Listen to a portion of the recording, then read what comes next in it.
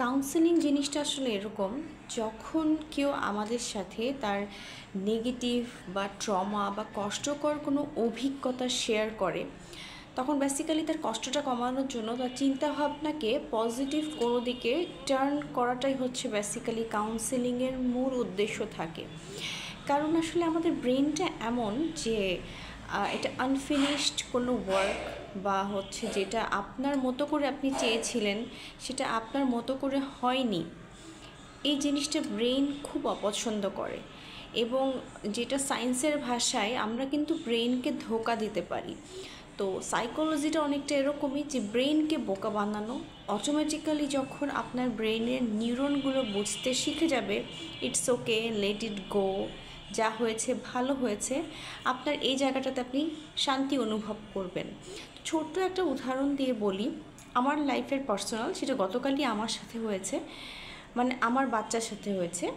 আমার মেয়েটা স্কুল থেকে এসে বলছে যে তার সায়েন্স টিচার তাকে একটা যে কারণে তাকে বকা দিয়েছে, কারণটা হচ্ছে যে তার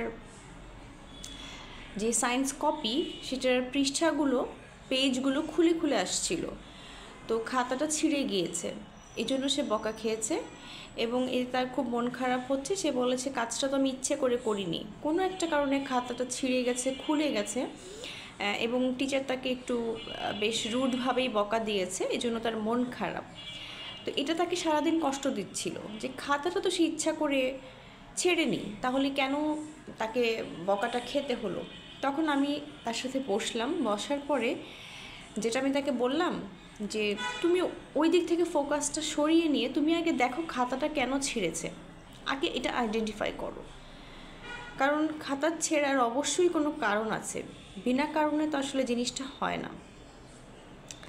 তখন যেটা হলো যে ও দেখলো যে ওর পেজগুলো খুলে আসার পেছনে যে কারণটা, সেটা হচ্ছে যে ও ওই প্যারালালে অপর দিকে যেই পেজগুলো আছে কোনো একটা কাজে সে সেই পেজগুলো ছিঁড়ে ফেলেছিল।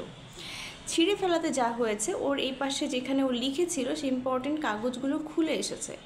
তো তখন আমি তাকে বললাম যে টিচার তোমাকে বকা দিয়েছে, তুমি এদিকে কেন ফোকাস করছো, এদিকে ফোকাস না করে তুমি আসলে ফোকাস করো তুমি কিছু শিখেছো।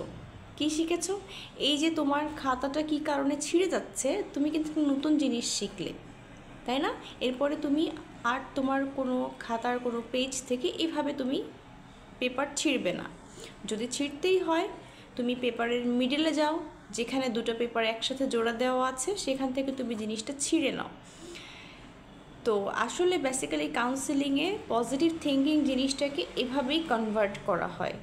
ঠিক আছে, যে আমি ঠিক আছে আমার সাথে খারাপ হয়েছে, কোনো একটা জিনিস খারাপ করেছে কেউ, কিন্তু সেখান থেকে আমি কিছু একটা শিখেছি, কোনো না কোনো অ্যাচিভমেন্ট আমার আছে। ঠিক আছে, সো এটাই, সবাই ভালো থাকবেন।